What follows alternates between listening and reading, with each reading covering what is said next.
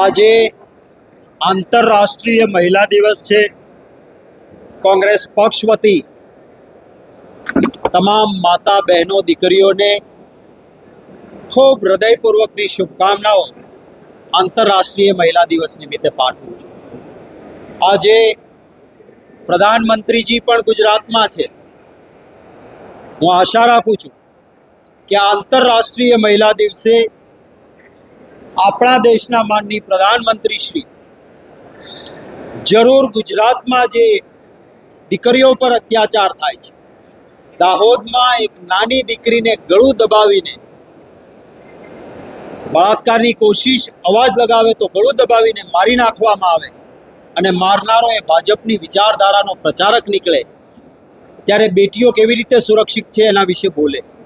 હું આશા રાખું છું કે આજે આંતરરાષ્ટ્રીય મહિલા દિવસ છે ત્યારે પ્રધાનમંત્રી શ્રી અમરેલીમાં એક પાટીદાર દીકરીનું જે સરઘસ કાઢવામાં આવ્યું, પટ્ટાથી માર મારવામાં આવ્યો અને કારણ તો ભાજપના બે વ્યક્તિઓના, બે જૂથોના ઝઘડા હતા, એના વિશે આજે આંતરરાષ્ટ્રીય મહિલા દિવસે પ્રધાનમંત્રી શ્રી બોલે એવી અપેક્ષા રાખું છું।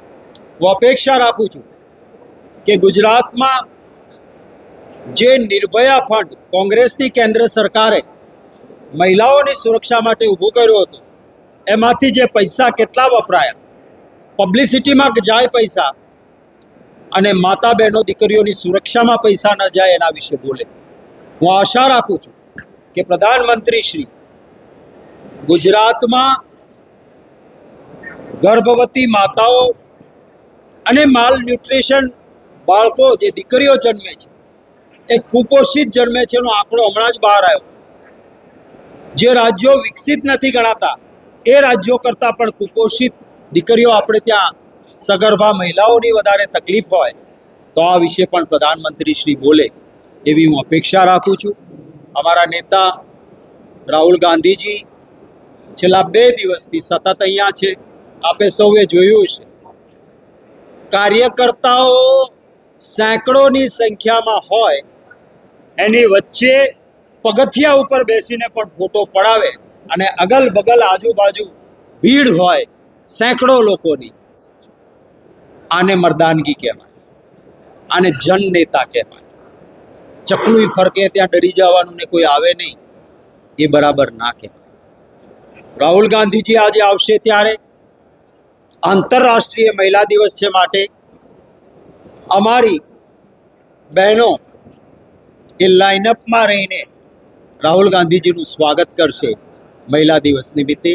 આજે કાર્યકર્તાઓને સંબોધન પણ કરવાના છે, કાર્યકર્તાઓ સાથેનો સંવાદ એમનો છે। આપે સૌએ જોયું કે ગઈકાલે ખૂબ ખુલ્લા મને ને મેં પણ ત્યાં કહ્યું હતું કે મારા વખાણ નહીં, મારી ફરિયાદ ખોટું થતું હોય એ કહેજો। કાર્યકર્તા છો અને નેતા પાસે સારું સારું નહીં, સાચું સાચું કહેજો, એ કહ્યું હતું। અને હું આભાર માનીશ મારા કોંગ્રેસના ગ્રાસ રૂટના એ કાર્યકર્તાઓ, તાલુકા પ્રમુખો, જિલ્લા પ્રમુખશ્રીઓ, સેલ ડિપાર્ટમેન્ટના ચેરમેનશ્રીઓ, અરે ત્યાં સુધી કે અમારી ઓફિસમાં કામ કરનાર અમારો ચોકીદાર ભાઈ હોય કે એટેન્ડન્ટ ભાઈથી માંડીને બધા જ સ્ટાફના માણસો સાથે પણ રાહુલ ગાંધીજીએ સંવાદ કર્યો અને મેં કહ્યું કે સાહેબ આ એક મિટિંગમાં હું હાજર નહીં રહું, મારી ગેરહાજરીમાં પણ આપ સંવાદ કરો જેથી અમારો સ્ટાફ છે એ પણ એના મનની વાત આપણે કરી શકે ને એને પ્રદેશ પ્રમુખ બેઠો છે એની ચિંતા ન રહેવી જોઈએ। આવું ઓપન નેતૃત્વ રાહુલ ગાંધીજીનું છે। આજે અહીંયા આપ જોવો છો સવારનો સમય છે, છતાં ખૂબ સારી સંખ્યામાં અમારા આગેવાનો, કાર્યકર્તાઓ અહીં પહોંચ્યા છે, એમનો આભાર માનું છું। શક્તિસિંહજી, 2 સવાલ છે। પહેલો સવાલ એ છે કે આપણે ખુલ્લા દિલથી વાત કરી, સમાચાર એવા આવી રહ્યા છે કે કેટલાક કાર્યકરોએ ફરિયાદ પણ કરી કે કેટલાક નેતાઓને કારણે આપણે પરિણામ ઈચ્છિત નથી મેળવી શકતા। શું આ હકીકત સાચી છે? હું ચોક્કસ કહું છું, કેટલાક કાર્યકર્તાઓએ સારી બાબતો પણ કંઈક સબ સલામત, આ બરાબર ભાજપના કારણે જ હારીએ છીએ। કેટલાક કાર્યકર્તાઓને સ્પષ્ટ કહ્યું તો કહ્યું, એમણે ક્યાંક કહ્યું પણ ખરું કે આપણા ક્યાંક આંતરિક જૂથબદ્ધી, આપણી તકલીફો ક્યાંક નેતાઓની લડાઈઓ આના કારણે પણ પાર્ટીને નુકસાન જાય છે. અને દિલ ખોલીને વાત કરે અને મારા નેતા સાંભળે એ અમારો સૌનો આગ્રહ હતો. એટલે અમે પણ કહ્યું હતું કે સારું સારું નહીં, સાચું સાચું તમને લાગતું હોય, ભલે એ સાચું હોય કે ન હોય, પણ તમારા દિલથી લાગતું હોય.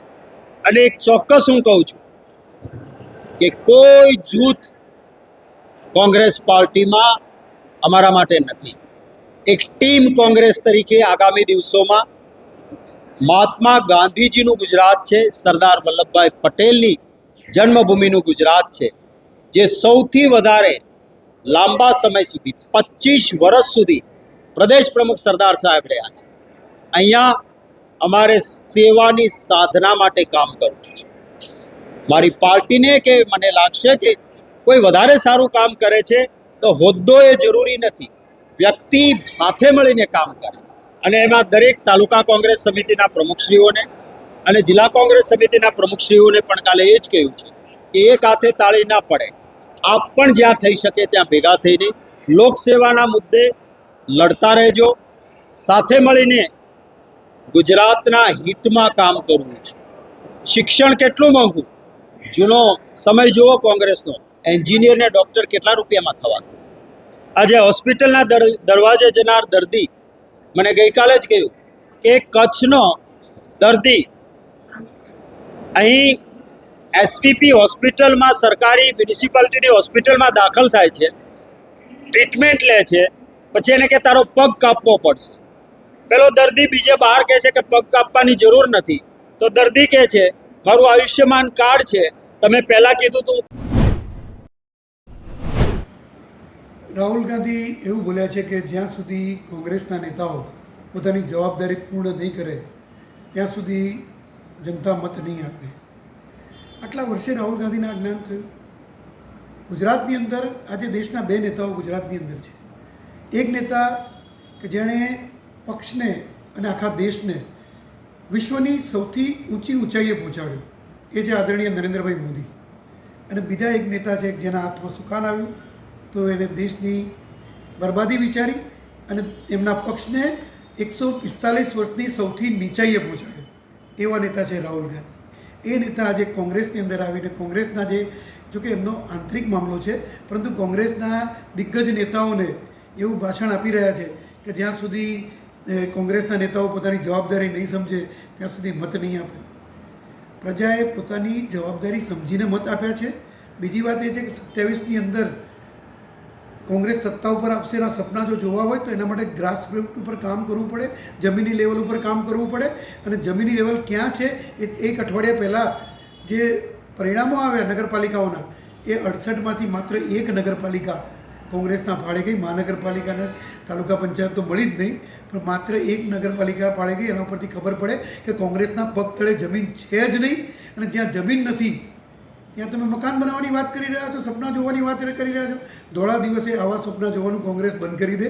બીજું કે ગુજરાતની જનતાએ કોંગ્રેસને રસ્તો દેખાડી દીધો છે. એક મેટાડોરમાં ભરાય એટલા ધારાસભ્યો કોંગ્રેસ પાસે છે. બીજું કે રાહુલ ગાંધી એવું પણ બોલ્યા કે દેશને નેતાઓ ગુજરાતે આપ્યા છે. મહાત્મા ગાંધીને સરદાર વલ્લભભાઈ પટેલનો ઉલ્લેખ કર્યો, પણ સાથે સાથે એમને એ પણ વિચાર્યું અને મારે પણ આભાર માનવો જોઈએ કે આદરણીય નરેન્દ્ર મોદી અને અમિતભાઈ શાહ પણ ગુજરાતે જ આપ્યા છે. એટલે જે દેશને નેતાઓ ગુજરાતે આપ્યા છે એ સાચું બોલ્યા. બાકી જવાહરલાલ નહેરુ, ઇન્દિરા ગાંધી કે રાજીવ ગાંધી માટે એમણે એક પણ શબ્દ ન બોલ્યા. એના પરથી ખબર પડે કે સાચા અને પવિત્ર નેતાઓ ગુજરાતની ધરતી પરથી પેદા થયા છે અને દેશનું વિકાસ કરનારા નેતાઓ પણ ગુજરાતની ધરતી પરથી પેદા થયા છે. ગુજરાતની જનતાને કે ગુજરાતના કોંગ્રેસના નેતાઓને શિખામણ આપવા માટે આવ્યા પહેલાં એમણે એ વિચારવું જોઈએ કે જે દિગ્ગજ નેતાઓ ગુજરાતની અંદર વર્ષોથી કામ કરી રહ્યા છે એને તમે શિખામણ આપો છો, પરંતુ નેતૃત્વનો અભાવ છે, તમારા નેતૃત્વનો અભાવ છે, સોનિયા ગાંધીના નેતૃત્વમાં અભાવ છે. એના કારણે કોંગ્રેસ હારતી આવી છે. એ તમે વિચારો, તમે આત્મમંથન કરો. પરંતુ ખેર, આ તમારો આંતરિક મામલો છે. આંતરિક મામલામાં ભારતીય જનતા પાર્ટી તો પડવા માગતી નથી, પરંતુ જનતાએ તમને રસ્તો દેખાડી દીધો છે. એ જનતા પણ જાણે છે. જ્યારે પક્ષના નેતૃત્વ જે એમના નેતાઓ પર શંકા કરતું હોય તો એ નેતાઓ કઈ રીતે પક્ષમાં રહી શકે? કારણ કે કોઈ પણ વ્યક્તિ જાહેર જીવન જ્યારે સ્વીકારે ત્યારે જાહેર જીવનને માટે કોઈ પણ પક્ષને, રાજકીય પક્ષને માધ્યમ બનાવતો હોય છે. અને જે લોકોએ કોંગ્રેસને માધ્યમ બનાવી અને પ્રજાની સેવા સ્વીકારી, પરંતુ એમનું નેતૃત્વ એ નેતાઓ ઉપર જો શંકા કરતું હોય અને એ નેતાઓ ઉપર જો પ્રજાના કાર્યો કરવાની અંદર અડચણરૂપ થતા હોય તો એ નેતાઓ કોંગ્રેસને છોડી દે, એમાં કંઈ નવાઈ નથી.